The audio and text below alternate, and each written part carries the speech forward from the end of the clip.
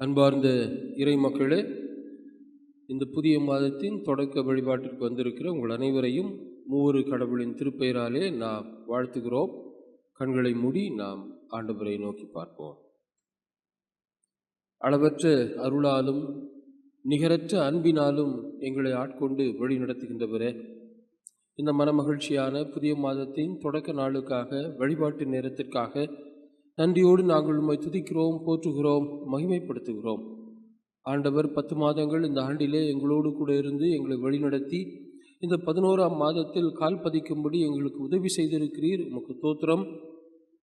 இந்த புதிய மாதத்தையும் உமது கரத்திலிருந்து பெற்று உம்முடைய ஆசீர்வாதத்தோடு இந்த மாதத்திலே நாங்கள் வெற்றி நடை போட நீர் எங்களுக்கு அருள் தாரும். இந்த வழிபாட்டையும் எங்களையும் உம்முடைய கரத்திலேயே அர்ப்பணித்து ஜெபிக்கிறோம். ஆசீர்வதியும். மீட்பர் இயேசு கிறிஸ்துவின் திருப்பெயரில் வேண்டிக் கொள்ளுகிறோம் கடவுளே, ஆமென். அன்பார்ந்த இறைமக்களே, உங்கள் எல்லோரையும் தந்தை, மைந்தர், தூய் ஆவியாருடைய திருப்பெயராலே நான் வாழ்த்துகிறேன். நம்முடைய தாயும் தந்தையும் ஆகிய கடவுளாலும் நம் மீட்பர் இயேசு கிறிஸ்துவினாலும் நமக்கு அருளும் அமைதியும் உண்டாவதாக. கடந்த 10 மாதங்கள் ஆண்டவர் நம்மோடு இருந்து 10 மாதங்களையும் நாம் கடப்பதற்கு அருள் புரிந்தார். ஆண்டவருக்கு நாம் நன்றி சொல்லுவோம். இந்த புதிய மாதத்திலும் ஆண்டவர் தமது வாக்கால் நம்மை ஆசீர்வதித்து வழி நடத்துவாராக.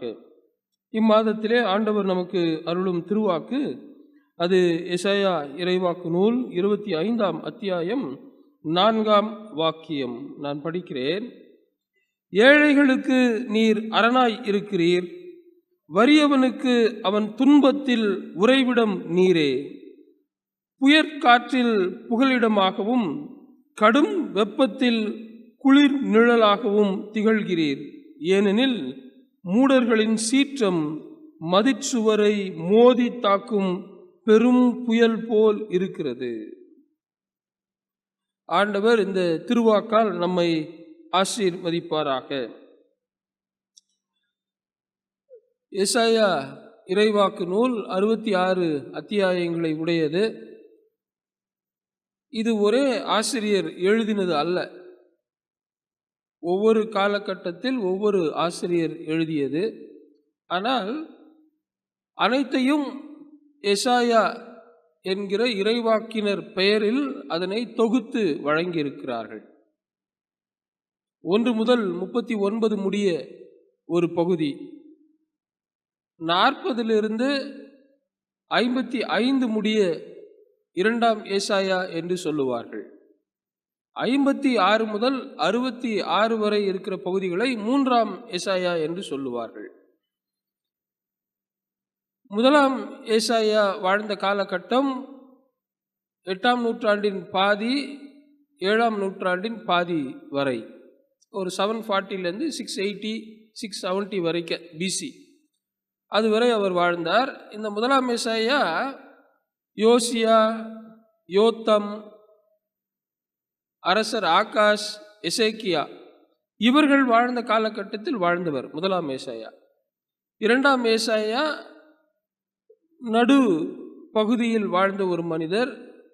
3ஆம் ஏசாயா என்று சொல்கிறோமே, அவர் மெசியா பற்றிய, வருகை பற்றிய காரியங்களையும் இறை அரசு எப்படி இருக்கும் என்பதை பற்றிய காரியங்களையும் அவர் அதிகமாக எடுத்து சொல்லுவார்.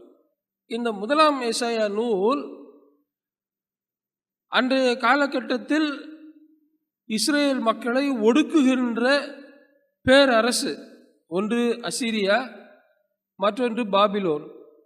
இந்த 2 பேரரசுகளும் இஸ்ரேலின் எதிரி நாடுகளும் எப்படி தங்களை ஒடுக்குகிறது என்பதையும், இதிலிருந்து ஆண்டவர் எப்படி விடுதலை அளிப்பார் என்பதையும் பற்றிய வாக்குகள் அடங்கியதுதான் இந்த 1ஆம் ஏசாயா பகுதி 1 முதல் 39 முடிய.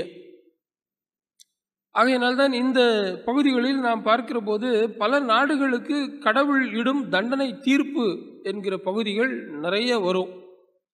எதை இந்த பகுதி சுட்டி காட்டுகிறது என்று சொன்னால், உலகை ஆளுகின்ற அரசர்களாக நீங்கள் எல்லாரும் இருக்கலாம், ஆனால் உங்களையெல்லாம் ஆளும் அரசர் ஒருவர் இருக்கிறார். அவர்தான் யெகோவா. அவரே அரசர்களை தள்ளி அரசர்களை ஏற்படுத்துவார். அவரே இந்த உலகத்தை ஆளுகின்ற மாபெரும் அரசர் என்பதை வெளிப்படுத்துகின்ற பகுதிகள்தான் இந்த முதலாம் எசையா பகுதி. குறிப்பாக இந்த 25ஆம் அத்தியாயத்திலும் வரலாற்று ரீதியாக அசீரியாவும் பாபிலோனும் எப்படி இஸ்ரேல் மக்களை ஒடுக்குகிறது, கடவுள் எப்படி இந்த ஒடுக்குதலில் இருந்து அவர்களுக்கு விடுதலை அளிப்பார் என்பதை பற்றியும், கடவுளுடைய ஆற்றல், சாவர்னிட்டி ஆஃப் காட் என்று சொல்லுவோமே, அதையும் விளக்குகின்ற ஒரு அருமையான திருமறை பகுதியாக இந்த பகுதி அமைந்திருக்கிறது. இதிலே கடவுளின் தன்மைகள், அனைத்து உலகையும் ஆளும் அரசர் எப்படி இருப்பார், அதை தான் நாம் அந்த 4ஆம் வாக்கியத்தில் படிக்கிறோம்.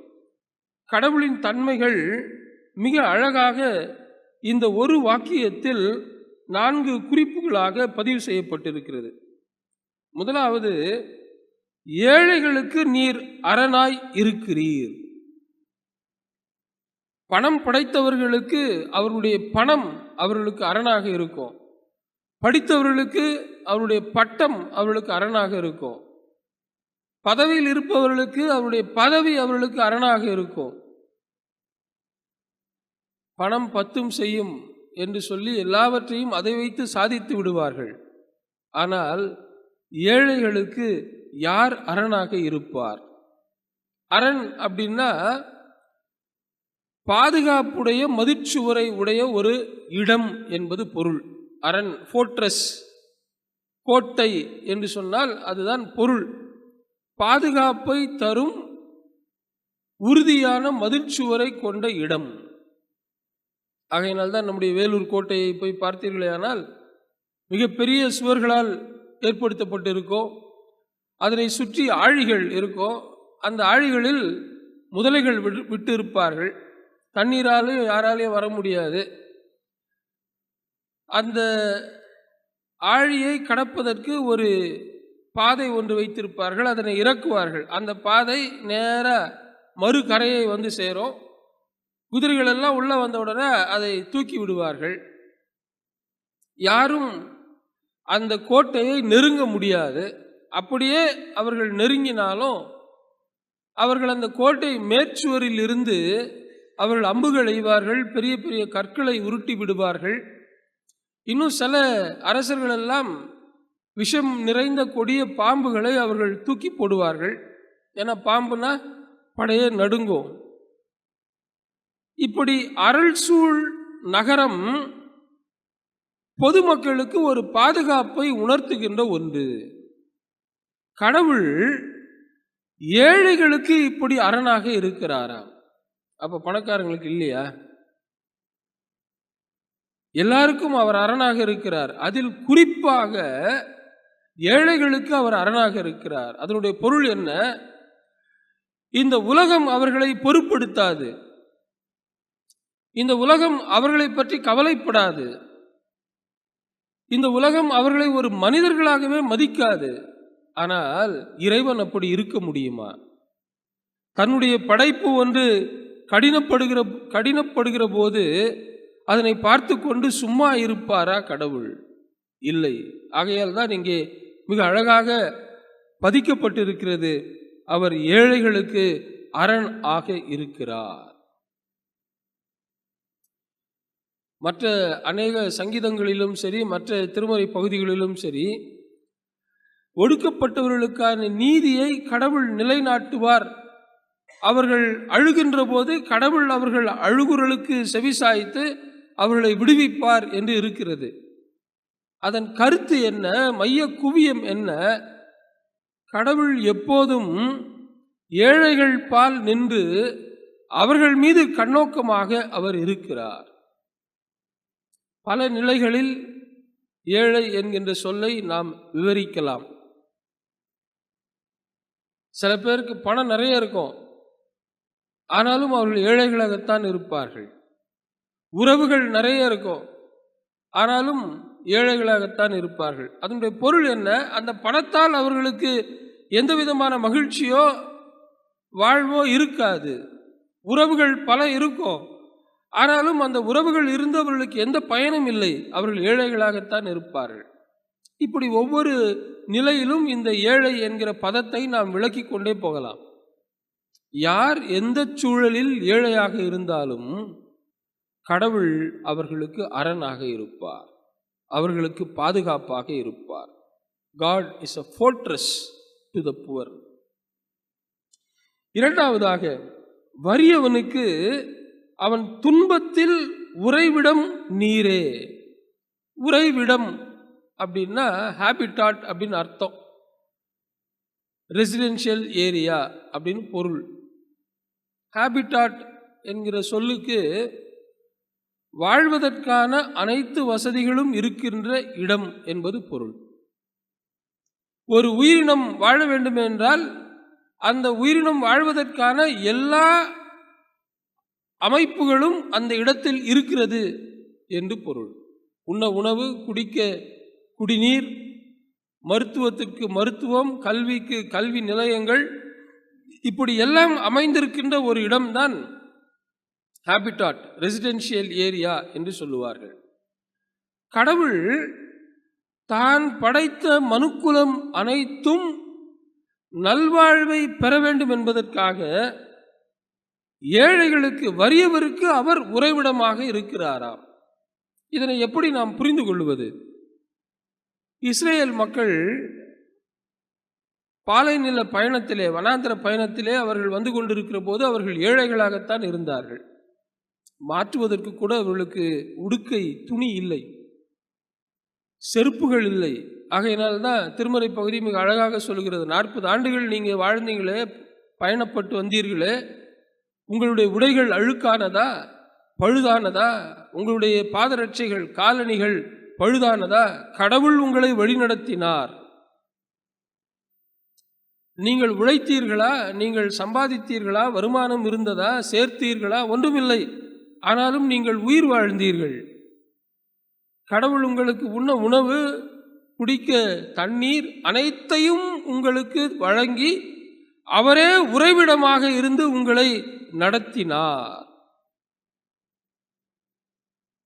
வறியவருக்கு அவன் துன்பத்தில் உறைவிடம் அவரே. ஒரு பணம் படைத்த மனிதர் துன்பத்தில் இருக்கிறார் என்று சொன்னால் அநேகர் அவருக்கு உதவுவதற்கு போவார்கள். ஏன்? பின்னால் நமக்கு என்னைக்காவது ஒரு நாள் நமக்கு பயன்படும், இவருடைய நட்பு நமக்கு தேவைப்படும், இவர் என்னைக்காவது ஏதாவது இருந்தாலும் நமக்கு உதவி செய்வார், இப்படிப்பட்ட எதிர்நோக்கோடு கூட நாம் அவருக்கு உதவி செய்வோம். ஆனால் வறியவர்களுக்கு யார் உதவி செய்வார்? ஏழைகளுக்கும் வறியவருக்கும் ஒரு லைன் வித்தியாசம் இருக்குது. ஏழைகள் அப்படின்னா வாழ்வதற்கு அவர்களுக்கு போதுமானது இருக்குது அப்படின்னு அர்த்தம், எப்படியோ வாழ்ந்துருவாங்க. வறியவர் அப்படின்னா வாழ்வதற்கே அவருக்கு கடினம் என்று பொருள். அப்போ இந்த வறியவர் எங்கே போவார்? பிறரிடம் போய் கையேந்துவாரா? கையேந்தி அப்படி வாழ முடியுமா?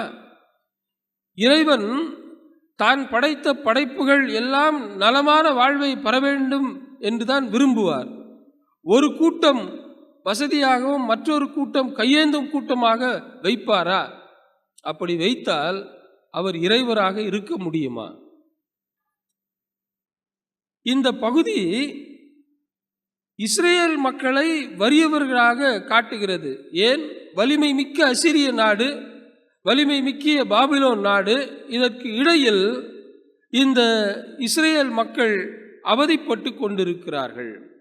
அவர்களுக்கு என்று உதவி செய்வதற்கு யாரும் வருவது கிடையாது.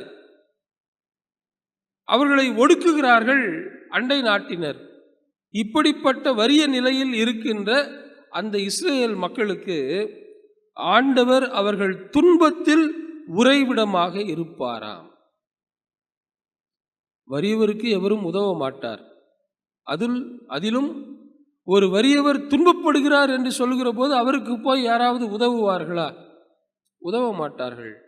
ஆனால் ஆண்டவர் அவர்களுடைய துன்பத்தில் அவர்களுக்கு உறைவிடமாக மாறி போகிறார். உறைவிடம் என்றால் அவர்களுக்கு வேண்டிய, வாழ்வதற்கு வேண்டிய எல்லா வசதி வாய்ப்புகளையும் அவர்களுக்கு ஏற்படுத்தி கொடுக்கிறார். பல நேரங்களில் நாமும் இப்படி வறியவர்களான நிலை நமக்கு இருக்கும். நம்முடைய இல்லத்தில் பணத்தட்டுப்பாடு வருகிற போது, நம்முடைய இல்லத்தில் உடல்நல குறைவு ஏற்படுகிற போது, நம்முடைய இல்லத்தில் உறவுகள் விரிசல் அடைகின்ற போது, நம்முடைய இல்லத்தில் வாழ்வுக்கான கடினப்பாடுகள் வருகிற போது எல்லாம் நாமும் இந்த வறிய நிலையை உணர்வோம். அப்படிப்பட்ட தருணங்களிலெல்லாம் ஆண்டவர் நமக்கு உறைவிடமாக இருப்பாராம்.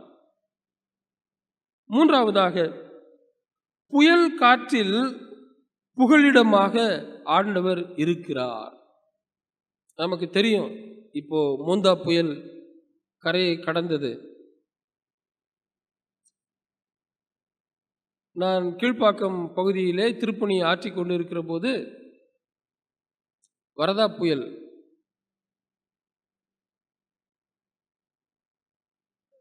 புயல் காற்று வீசுகிறது. அந்த காவனூர் என்கின்ற ஏரிக்கரையை கடந்துதான் நான் கீழ்ப்பாக்கம் செல்ல வேண்டும். ஏரிக்கரையை கடப்பதற்காக வாகனத்தில் போய்கொண்டிருக்கிறேன். அடிக்கின்ற அந்த காற்றில் வாகனம் நிற்கிறது.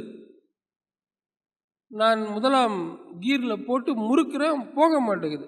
சரி, தள்ளிட்டு போயிடலான்னு இறங்கி தள்ளுற, என்னையும் சேர்த்து தண்ணிக்கு தள்ளுது. கொஞ்சம் அந்த கரையை ஏறி அந்த மையப்பகுதியை கடக்கணும். ஏறி பார்த்தா எனக்கு முன்னாடி ஒரு 50 பேர் வண்டியோட படுத்துனுக்குறாங்க. அப்படியே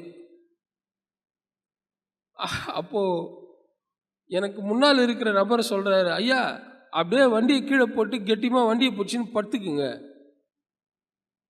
வாகனம் கனமானது, நானும் கனமானவன். எங்களையே அடித்து தூக்கி கொண்டு போய் அப்படியே தண்ணியில் தள்ளுகிற அளவுக்கு அந்த புயல் காற்று வீசுகிறது. அப்புறம் அந்த காவனூர் பகுதியில் இருந்த வாலிப பிள்ளைகள் எல்லாரும் பெரிய பெரிய தாம்பு கயிறு கொண்டு வந்து படுத்துக்கிட்டே, ஒரு பையன் அங்கேருந்து அப்படியே போட்டுக்கிட்டே வரான். அந்த கயிறை பிடிச்சிக்குங்க அப்படின்ட்டு வண்டியிலையும் கட்டிட்டோம் அந்த கயிறை. கிட்டத்தட்ட ஒரு 40 நிமிடங்கள் இருக்கும். படுத்த படுக்கையாக எல்லோரும் இருந்தோம். அதில் 2-3 பேர் வாகனம் எழுந்ததுனால தண்ணிக்குள்ளே போயிடுச்சு. எதற்காக இதை சொல்லுகிறேன்? புயல் காற்று எல்லாவற்றையும் அடித்து வாரி கொண்டு போய்விடும். கலிபோர்னியா அது போன்ற நாடுகளில் எல்லாம் பார்த்தீங்கன்னா, அங்கே இருக்கின்ற வீடுகள் எல்லாம் மரத்தினால் செய்த வீடுகள், குளிருக்காக அப்படி கட்டியிருப்பார்கள். புயல் காற்று அடித்தது என்றால் ஒன்றுமே இல்லாமல் எல்லாம் தரைமட்டமாக இருக்கும், எல்லாவற்றையும் வாரி கொண்டு போய்விடும். அப்படிப்பட்ட துன்பங்கள், துயரங்கள் நம்முடைய வாழ்வில் வருகிற போது எல்லாம் ஆண்டவர் புகழிடமாக இருப்பார். He will be a shelter to us, a refuge. இந்த ஷெல்டர் அப்படின்னா அடைக்கலம் புகுகின்ற இடம். நாம் துன்பத்தில், துயரத்தில் இருக்கிற போது ஆறுதல் தருகின்ற ஒரு இடம்தான் இந்த ரெஃப்யூஜ். அதனால்தான் போரில் பாதிக்கப்பட்டவர்களை இந்த முகாமில் வைப்பார்கள், ரெஃப்யூஜி கேம்ப் என்று சொல்லுவார்கள். அவர்களிடத்தில் ஒன்றும் இருக்காது. அவர்களுடைய வீடுகள் போரினால் பாதிக்கப்பட்டிருக்கும், அவர்களுடைய பொருட்கள் எல்லாம் பாதிக்கப்பட்டிருக்கும். உயிர் பிழைத்தால் போதும் என்கிற அளவில் அவர்கள் தப்பித்து வந்திருப்பார்கள். உண்ண உணவோ, குடிக்க குடிநீரோ, சில பேருக்கு உடுக்க உடைகள் கூட இருக்காது. அவளையெல்லாம் அந்த ரெஃப்யூஜி கேம்பில் வைத்து அவர்களை பராமரிப்பார்கள்.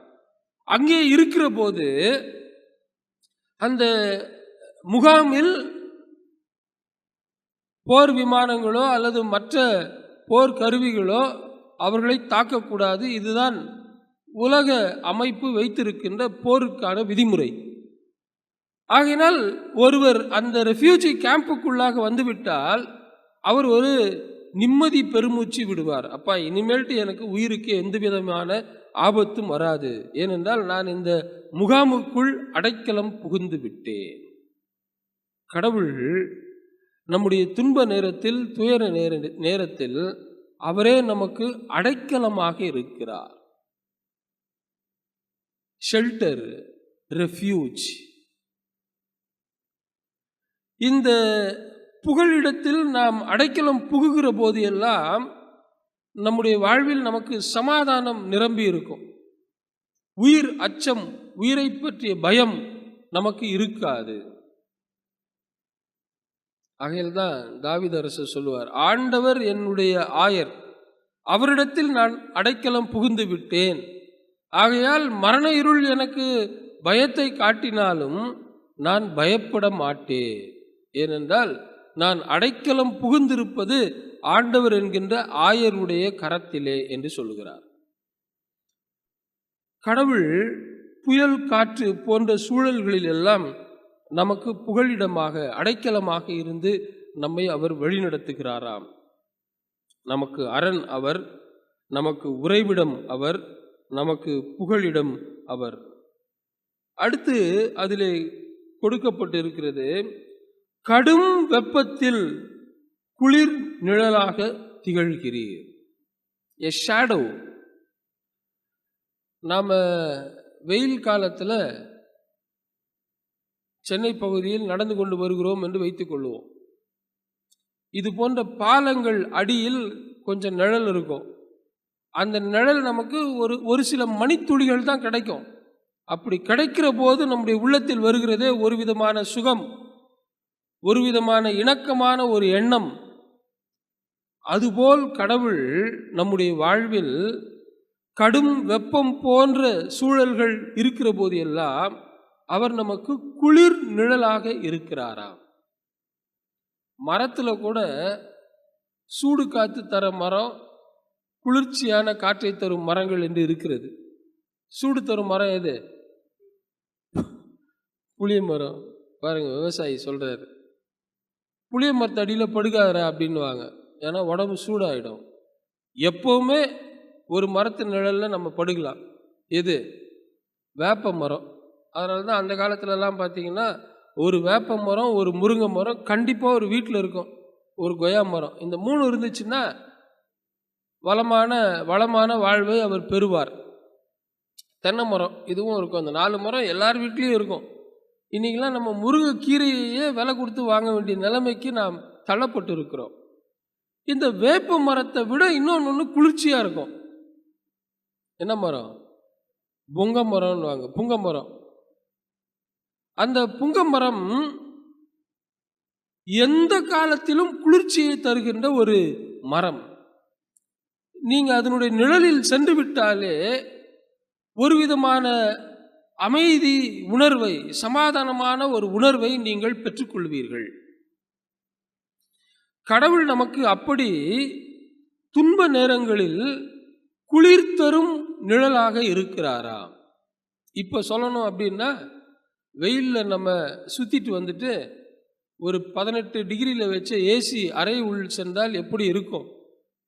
அதுபோன்று கடவுள் நமக்கு நம்முடைய துன்ப நிலையில் குளிர் நிழலாக இருப்பார். இந்த நிழலை பற்றி நமக்கு தெரியாது. அவர் எப்போதும் நம்மோடு கூட இருக்கிறார். அவரை பற்றி அறிவும் அவரை பற்றி அனுபவமும் நமக்கு இல்லாமல் போயிருக்கும். ஆனால் எப்போது நமக்கு அவரை பற்றிய அறிவும் அனுபவமும் வரும் என்று சொன்னால், நிழலின் அருமை எப்போ தெரியும் நம்மளுக்கு? வெயிலில் போனால்தான் தெரியும். எனக்கு அன்பார்ந்த இறைவனுடைய பிள்ளைகளே, கடவுளை பற்றி நான் அறிய வேண்டும் என்று சொன்னால், அவரை பற்றிய அனுபவம் எனக்கு வேண்டும் என்று சொன்னால், நம்முடைய வாழ்வில் துன்பங்களும் துயரங்களும் வருகிற போதுதான் இறைவனை பற்றிய அறிவும் இறைவனை பற்றிய அனுபவம் நமக்கு கிட்டும். ஒரு சாட்சியை சொல்லி நான் நிறைவு செய்கிறேன். ஒருவருடைய இல்லத்திற்கு இல்ல சந்திப்புக்காக சென்றிருந்தேன். கொஞ்ச நாளாக ஒரு 15-20 நாளாக அவரை காணும் ஆலயத்தில். 1 மாதம் இருக்கும். அப்போ கேட்கும் போது அவர் சொன்னார், ஐயா, என்னுடைய மனைவிக்கு மூச்சு விடுறதுல ரொம்ப கஷ்டமாகி போயிடுச்சு. பல்வேறு மருத்துவமனைகளுக்கு சென்று என்னுடைய பணத்தை எல்லாம் செலவழித்தேன். ஆனால் ஒன்றும் சரியாகவில்லை. அப்புறம் ஒருத்தர் சொன்னார், இங்கே பில்ரோத்தில் ஒரு பல்மனாலஜிஸ்ட் இருக்கார், நீங்கள் போய் பாருங்கன்னு. சரின்னு நான் போய் பார்த்தேன். இந்த 15 நாளில் என்னுடைய மனைவியை கூட்டிக் கொண்டு நான் அங்கும் இங்கும் திரிந்ததினால் என்னுடைய வேலையும் எனக்கு போய்விட்டது. அவர் ஒரு ஐடி நிறுவனத்தில் பணிபுரிகிறார். உன் மனைவியை பார்க்கணுமா, நீ வேலையை பார்க்கணுமா, நீ ஏன் முடிவு செஞ்சுக்கோன்னு சொல்லிட்டாங்க. எனக்கு மனைவி தான் முக்கியம்னு நான் எழுதி கொடுத்து விட்டு வந்துவிட்டேன். எனக்கு வேலையும் இல்லை, என்னுடைய மனைவியை பில்ரோத் மருத்துவமனையில் சேர்த்து விட்டேன். நான் இப்போ பணம் கட்டணும். நான் வேலையில் சடார்னு நின்னதுனால எனக்கு அந்த மாதம் பேமெண்ட்டும் எனக்கு தரலை. எங்கள் அப்பா அம்மா கூட தெரியாது நான் வேலையை விட்டு நின்னது. அடுத்த வேலைக்கு நான் முயற்சி செஞ்சுக்கிட்டே இருக்கேன். வழக்கமாக எனக்கு ஒரு வாரத்தில் கிடச்சிரும். ஆனால் 1 மாதம் ஆகிவிட்டது, எனக்கு வேலையே கிடைக்கவில்லை. ஆண்டவருடைய அருளினால் என்னுடைய மனைவி ஒரு நல்ல மருத்துவர் கிடைத்தார். நல்லபடியாக நாங்கள் வீடு திரும்பிட்டோம். அப்படி இப்படி பணத்தை உருட்டி அந்த மருத்துவமனைக்கு கட்ட வேண்டிய காசை நான் கட்டிவிட்டேன். இப்போது குடும்பம் நடத்த வேண்டும், 2 பிள்ளைகள். எப்படி நான் நடத்துவது? ஒரு மிகப்பெரிய விசுவாச போராட்டமாக எனக்கு அது மாறிவிட்டது. எங்கள் அப்பா அம்மா கூட தெரியாதையா, இப்போ நான் சொல்கிறதுனால தான் தெரியும். இது போன்ற சூழ்நிலையில் நான் முழங்கால் படியிட்டு ஜெபித்தேன். ஆண்டவர் எனக்கு உதவி செய்தார். அவருடைய அனுபவம், அவரை பற்றிய அறிவு, ஆண்டவரால் எல்லாம் முடியும் என்பதை நான் புரிந்து கொண்டேன். எனக்கு வேலை ரொம்ப முக்கியமாக தெரியல, ஏன்னா என்னுடைய மனைவி எனக்கு முக்கியம். கடவுள் என் மனைவியை எனக்கு சுகபத்திரமாக வீட்டிலே கூட்டி சேர்த்தார். அது முடிந்த ஒரு 20 நாட்களில் எனக்கு மீண்டும் ஆண்டவர் எனக்கு ஒரு நல்ல வேலையை கொடுத்தார். இப்போது நான் வேலையில் சேர்ந்து விட்டேன் என்று அவர் சொன்னார். இந்த திருமறை பகுதி இப்படி இருக்கிறது. வறண்ட நிலத்தில் அதற்கு முன்னால், ஏனெனில் முரடர்களின் சீற்றம் மதிச்சுவரை மோதி தாக்கும் பெரும் புயல் போல் இருக்கிற போது, வறண்ட நிலத்தில் வெப்பம் அதிகமாக இருக்கிற போது ஆண்டவர் நமக்கு அரணாக இருப்பார். ஆண்டவர் நமக்கு உறைவிடமாக இருப்பார். ஆண்டவர் புகலிடமாகவும் நிழலாகவும் இருப்பார். எதிரிகள் தங்களை தாக்க வருகிற போது பெருவெள்ளம் மதில் சுவரை மோதி அடிக்கிறது, அதுபோன்று அவருடைய சீற்றம் இருக்கிறது. கடும் வெப்பம் போல அவர்கள் எங்களை ஒடுக்குகிறார்கள். ஆனால் இது போன்ற தருணங்களில்தான் கடவுள் எங்களுக்கு அரணாக, உறைவிடமாக, அடைக்கலமாக, நிழலாக இருக்கிறார். இஸ்ரேல் மக்களும் தங்கள் வாழ்வில் இறைவனை பற்றிய அறிவையும் அனுபவத்தையும் பெற்றுக்கொண்டது எல்லாம் அந்த 40 ஆண்டுகள் வனாந்திர பயணத்திலேதான். நாம் கடவுளை பற்றிய அறிவையும் அனுபவத்தையும் பெறுவதற்கு துன்பங்கள், துயரங்கள் நமக்கு ஊன்றுகோலாக இருக்கிறது. தாவீது சொல்லுவார், நான் துன்பப்பட்டது நல்லது, ஆகையினால் உமது வழிமுறைகளை நான் கற்றுக்கொண்டேன் என்று சொல்லுவார். ஒருவேளை நாம் இப்படிப்பட்ட துன்பத்திலே இருப்போமேயானால், எதிரிகளால் நாம் சூழப்பட்டு ஒடுக்கப்பட்ட நிலையிலே இருப்போமேயானால், இந்த மாதம் ஆண்டவர் நமக்கு அரணாக இருப்பார், உறைவிடமாக இருப்பார், அடைக்கலமாக இருப்பார். அவரே நமக்கு குளிர் நிழலாக இருந்து நம்முடைய வாழ்வில் நாம் வெற்றியை பெற்றுக்கொள்ள நமக்கு அருள் புரிவார். ஆண்டவர் நம்மோடு இருந்து நம்மை ஆசீர்வதித்து வழி நடத்துவாராக. ஆமேன். சேர்ந்து சொல்லுவோம். என் ஆத்துமாவே கர்த்தரை தோத்திரி, என் முழு உள்ளமே என் ஆத்துமாவே கர்த்தரை தோத்திரி, அவர் செய்த சகல உபகாரங்களையும் மறவாதே. ஆமேன். கடவுளுடைய இரக்கமுள்ள கிருபைக்கும் பராமரிப்புக்கும் நம்மை அர்ப்பணிப்போம். கர்த்தர் நம்மை ஆசீர்வதித்து காக்க கடவர். கர்த்தர் தம்முடைய திருமுகத்தை நம்மீது பிரகாசிப்பிக்க பண்ணி நம்மேல் கிருபையாயிருக்க கடவர். கர்த்தர் தம்முடைய திருமுகத்தை நம்மீது பிரசன்னமாக்கி இன்றும் என்றும் நமக்கு சந்தோஷமும் சமாதானமும் நல்வாழ்வும் ஆசீர்வாதங்களும் சதா காலங்களிலும் கட்டளையிடுவாராக.